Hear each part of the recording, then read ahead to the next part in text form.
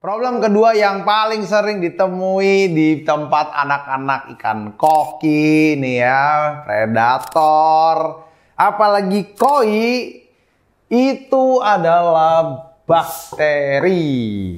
Nah, kok bisa? Oke, nah gue hari ini mau ngomongin mengenai berbagai macam bakteri, tapi gue hari ini ngomongin cuma 1, 2, 3, 4, 5, 6, 7 barang ya.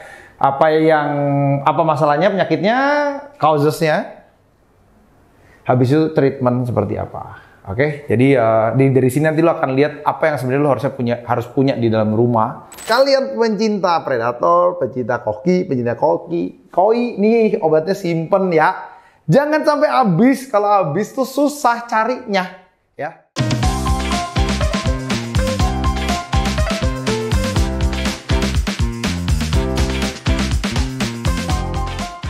Hai semuanya, sebelum kita lanjut, pastikan kalian klik tombol subscribe, like, dan share video ini ke teman-teman kalian, jika informasinya berguna untuk kalian. Terima kasih. Halo semua teman-teman. Nah, kemarin mungkin kalian udah nonton video kita yang parasit. Oke, nah problem kedua yang paling sering ditemui di tempat anak-anak ikan koki nih ya, predator, apalagi koi, itu adalah bakteri.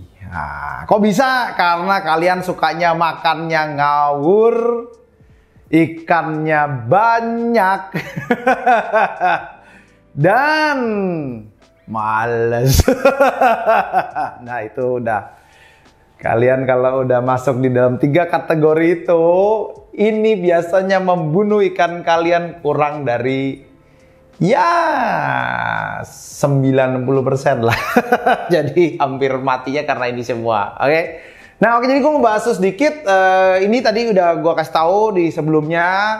Intinya kenapa ikan bisa kena penyakit, mau bakteri ataupun parasit. Nomor 1 air, amonia, nitrat lu cek lagi di episode sebelumnya harus gimana cara aturnya.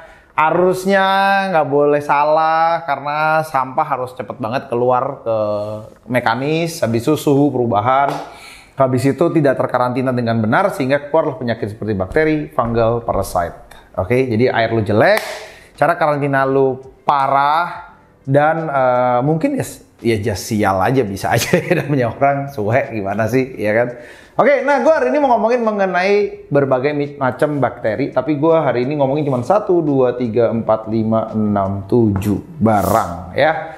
Apa masalahnya, penyakitnya, causesnya, habis itu treatment seperti apa.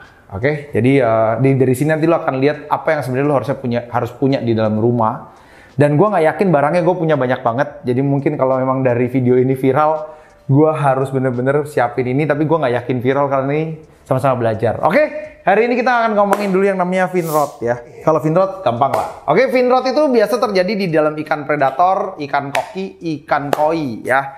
Khususnya 3 ikan-ikan itu paling gampang kena namanya fin rot. Fin rot itu adalah kasih videonya aja. Sirip lu hancur ya, hancur semua. Kayak tiap hari ada yang kayak rotting itu Indonesianya mungkin ya kayak digrogotin gitu. Rotting itu kayak badan lu tuh kayak udah mau hancur gitu, kayak ada yang makan lah, ada semacam kayak bakteri yang makannya jadi hancur. Nah, jadi fin rot itu bisa dimulai dari fin dan nanti dari ke body rot. Itu terjadi karena ada 2 kasusnya, 1 Aeromonas, 1 lagi adalah Pseudomonas. Oke. Nah, bakteri ini biasa masuk ke badan ikan dan mulai merusak ikan. Masih bisa ada yang eksternal, adapun juga kalau sial bisa sampai internal IDN. Oke, nah cara pengobatannya simpel sekali. Nomor 1 adalah lu harus menaikkan kualitas air. Jadi berarti terjadinya fin rot ini biasa terjadi karena kualitas air yang nggak benar atau ada perubahan karantina yang nggak benar. Ya, jadi kayak gimana pun juga Aeromonas, Pseudomonas, Flavobacterium, ini semua ada di air lu sebenarnya. Jadi lu nggak bisa lari dari sini sebenarnya gitu. Jadi it's just when it attack, ya kan? Attack karena ikan lu feeling shit, jadi dia attack. Oke, jadi balik lagi cara treatmentnya simple, benerin kualitas air lu, habis itu karantinakan dengan air yang bersih sekali pastinya. Habis itu menggunakan API Melavix, bisa beli di kita, ada namanya API Melavix. atau menggunakan namanya Zicam Canaplex. Oke, jadi kanamisin sebagai base untuk penyembuhan dari vein rot. Jadi lu nggak usah takut, nggak perlu bingung, karantinakan ikan lu di sumber air yang lebih baik. Pastikan pH sama temperatur sama. Kalau nggak bisa pH, seenggaknya temperatur sama. Habis itu mulai langsung menggunakan API Melavix. Pastikan menggunakan aerator yang kuat untuk karantina kalian. Oke? Nah, kolumnaris ini jarang yang tahu ya. Kolumnaris ini sebenarnya banyak disalahkan, mungkin dikasih videonya juga. Kolumnaris itu seperti bibir lo tuh ada kayak fungus ya. Jadi banyak yang salah bahwa ini kesannya ini fungus. Sebenarnya itu bakterial ya. Oke? Yang bikin itu namanya Flavobacterium columnar ya. Jadi ini yang buat yang namanya mulut lu. Kalau biasa terjadi dulu di cana ya. Cana itu suka kayak gini ya. Orang mereka bilang namanya jamur kapas. Oke. Padahal jamur ini bukan dari jamur sehingga lu salah setiap kali pengobatan menggunakan fungal ya. Obat fungal kayak Primavik gitu. Kayak kesannya fungus is not ya. Caranya adalah lu menggunakan kanamisin sekali lagi. Very simple ya. Cara pengobatannya. Justru di kolumnaris ini lu tidak boleh menggunakan air panas. Jadi kalau ini vein rot, lu bisa, mungkin suhu juga lu bisa jadiin 28 atau 26. Tapi banyak kan kalau di bakterial itu kita tuh tidak menggunakan air panas. Dibalik karena bakterial itu grow very fast di air panas. Jadi sebenarnya caranya untuk menurunkan metabolisme atau pergerakan si bakteri ini adalah dengan menggunakan air dingin. Jadi kolumnaris itu kita menurunkan suhu sampai 24 ke 25 derajat sebenarnya. Habis itu kita pakai Canaplex ya. Canaplex sebagai base kanamisin. Ini sudah pernah kita coba. Waktu itu salah satu penyuplai cana ya pernah pakai Canaplex dari India. Biasanya dulu mati banyak banget. Sejak pakai Canaplex safe ya. Oke. Habis itu dropsy. Aduh, dropsy ini paling gampang lah ya. Dropsy, kasih gambar dropsy. Dropsy ini kalau udah parah itu dia kayak sisik nanas. Oke, apa yang gampang di awal-awal ketahuannya itu adalah biasa perutnya ngembang dulu. Oke, jadi perut ngembang itu orang bilang gara-gara salah makan, enggak. Itu sudah kena internal, bro, ya. Habis itu pine cone ya. Jadi kayak badannya kayak nanas gitu. Ada merah, biasa di bawah-bawah pantat ikan ya. Oke. Habis itu loss of balance ya. Dia suka balik ya. Common triggersnya standar ya. Dia ada stres yang berlebihan, pastikan pure diet ya. Sama air yang buruk dalam waktu yang lama. Jadi kalau nitrat saat lu kasih makan ya, especially koki ini gue mau ngomongin buat koki ya. Kena Aeromonas sering banget dan kayak kesannya itu salah dunia. Enggak. Aeromonas terjadi karena banyakkan itu low water quality. Oke, low water quality di mana air itu selalu di atas 40 nitrat. Kadang-kadang amonianya aja tinggi. Lu ikannya banyak, kasih makannya banyak, medianya nggak jelas, ganti airnya keseringan bahkan kalau di koki, ataupun nggak pernah sama sekali, nggak pernah ganti air, kasih makannya ngawur-ngawuran. Lu ekspektasi apa? Itu. Jadi ini dropsy bisa terjadi, oke? Oke, caranya simple ya sebenarnya. Cara dropsy itu simple. Stop makan hari itu juga. Langsung pindahkan ikan tersebut ke sebuah tank karantina yang jauh lebih kecil. Oke, lu harus gunain yang namanya Epsom. Oke, garam Epsom itu akan langsung menarik sebenarnya cairan dari badan ikan. Jadi garam itu sifatnya itu sebenarnya kayak semacam pengeringan. Jadi kayak ikan lu kan sebenarnya isinya air semua tuh sebenarnya. Jadi pas dia ngembung itu isinya udah air gitu. Bisa jadi sama darah itu udah nyampur itu karena bakterinya udah nggak jelas di dalam itu. Jadi lu kasih Epsom, gunakan pendingin juga. Gue lebih rekomendasi menggunakan chiller sebenarnya daripada menggunakan heater ya, sekali lagi ya. Kalau untuk bakteri ini semua gue rekomendasi pakai chiller. 24-25 derajat Celcius itu menurut gue cocok banget untuk bacterial infection. Bahkan kalau misalnya lebih kecil lagi, kena bakterinya udah parah tuh gue 2-3 kadang gitu. Kenapa? Karena untuk memastikan si bakteri ini nggak cepat berkembang biak, gunakan Epsom salt dan menggunakan Canaplex. Epsom saltnya berapa sih? Dikit aja sih sebenarnya, sama sih 1 tablespoon untuk 20 liter air tuh udah oke. Gitu. Jadi not a lot ya sebenarnya gitu. 1 tablespoon untuk 20 liter air ya. Habis itu menggunakan Canaplex ya. Kanamisin intinya. Itu ada di Zicam Canaplex. Gunakan, habis itu makannya juga pakai antibiotik. Kalau lu kasih makan nggak boleh banyak-banyak ya, satu hari paling mungkin 3-4 pelet, 5 pelet, campur makanannya pakai semacam vitamin ikan. Habis itu kasih namanya Sikem Focus.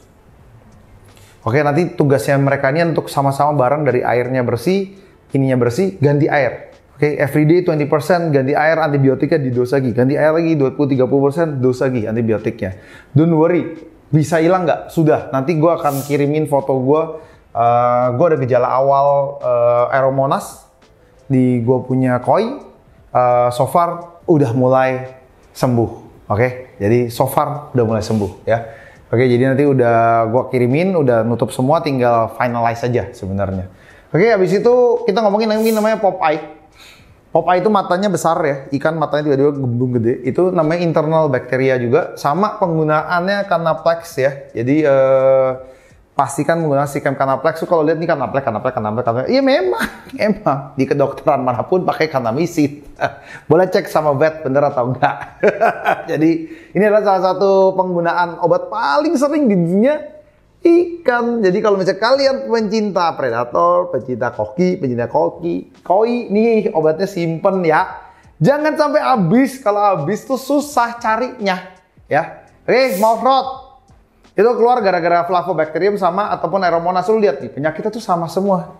Gara-garanya sama semua. Flavoaero, Sudo. Lihat gak sih? Tuh, dan paling sering Aeromonas. Emang Aeromonas. Mouth rot. Mulut hancur ya, sama Canaplex ya. Red source, nah ini paling gampang nih ketahuan nih di ikan koi. Jadi badannya merah nih. Badannya merah-merah, bukan ngurat ya. Kalau ngurat itu lebih ke arah stres ya. Dia belum ke karantina dengan baik ya, tunggu aja. Badan mulai merah gitu, kelihatan kayak napasnya nggak enak. Semua itu karena Sudo Aeromonas. Sama lagi Canaplex sama garam. Angkat, karantina, Canaplex, garam. Pang, 2-3 hari sembuh. Peng, 2-3 hari sembuh. Oke, gill disease. Nah ini paling sering. Ini apalagi di koki nih. Nih gue kasih tahu penyebabnya. Ini orang selalu bilang nih, insang busuk. Oke, gill disease gara-gara Flavobacterium ya, Branchophyllum kalau kata kerennya nih.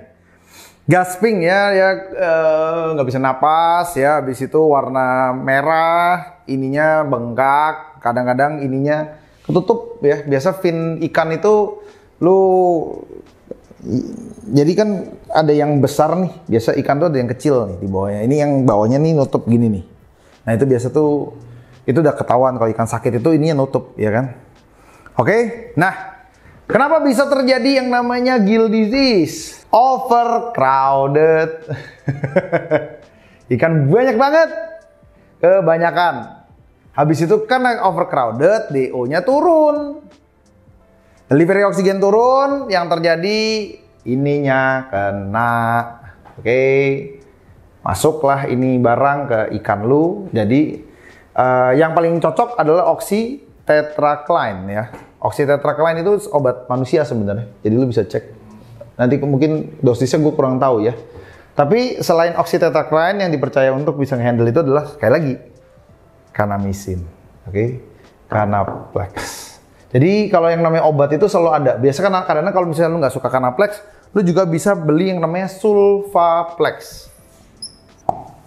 Apa bedanya? Bedanya Canaplex sama Sulfa adalah kalau lu nggak cocok ini, ya kemungkinan besar pakainya ini.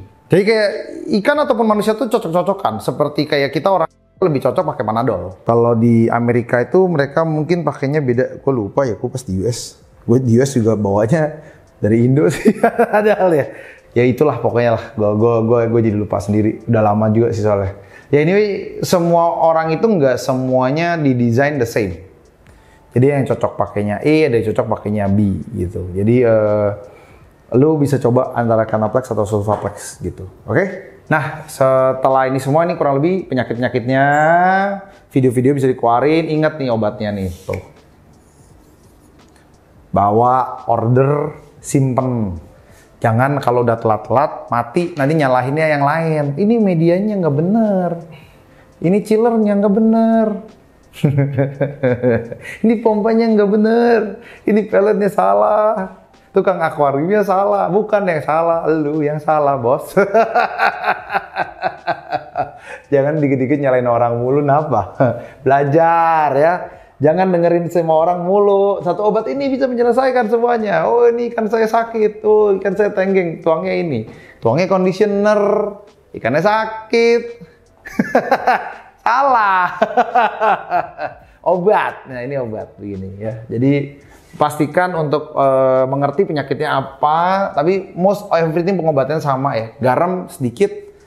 It's okay sih sebenarnya, mau pakai semua ini pakai garam dikit nggak masalah. Gue selalu pakai garam sedikit. 1 sendok buat 20 liter tuh bener-bener lah. 5 gram per 20 liter air atau 10 gram it's okay gitu. Jadi nggak usah banyak-banyak. Karena di tank mungkin 200 gram atau 100 gram udah lebih dari suffice lah. Cukup banget gitu. Kadang-kadang 40 sendok, 40 gram udah oke gitu. Oke? Nah, gimana cara prevensi ini semua? Nah, lu pastinya kan males kan punya obat gitu banyak. Kalau beli obat terus gue kaya nanti ya kan. Cuman bukan enggak gitu juga ya caranya. Oke, gue kasih tau lo ada prevensinya adalah memastikan amonia kalian 0, nitrit kalian 0, dan nitrat itu di bawah 40. Gimana caranya? Weekly water change. Oke, gunakan media yang benar, gunakan bakteri yang benar. Gimana cara nurunin nitrat? Anaerobik guys. Tidak semua orang itu bisa bikin anaerobik bakteria. Karena itu adanya sedikit, adanya di Sikam Pristine, adanya di BioXD. Kadang-kadang kalau lu cari yang murah banget tuh ada campurannya tuh sama Ultra BioGuard, nah tuh pakai. Yang bener dah gitu, Azu sama Sikam itu very famous worldwide. Kalau ada yang ngaku dari Amerika, ngaku dari mana, you cek dulu bener enggak.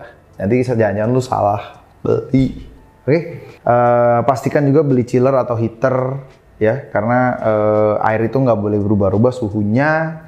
Ya ini seperti gue bilang dosis lah yang namanya Sikam Stability ataupun bakteri starter yang lainnya ke akuarium kalian lebih sering ya, seminggu sekali ya. Pastikan juga menggunakan bakteri yang memang sudah disesuaikan untuk akuarium dan tidak menggembung dalam masa waktu panjangnya. Kalau dia ngembung bakteri, ingat bakteri yang menggembung adalah bakteri yang sudah bekerja. Bakteri yang sudah bekerja artinya bakteri yang sudah makan, dan di dalam gembungan itu pasti ada kadar amonia yang sangat tinggi karena bakteri itu udah makan dan rubah semua itu jadi gas. Kenapa bisa menggembung? Karena ada gas.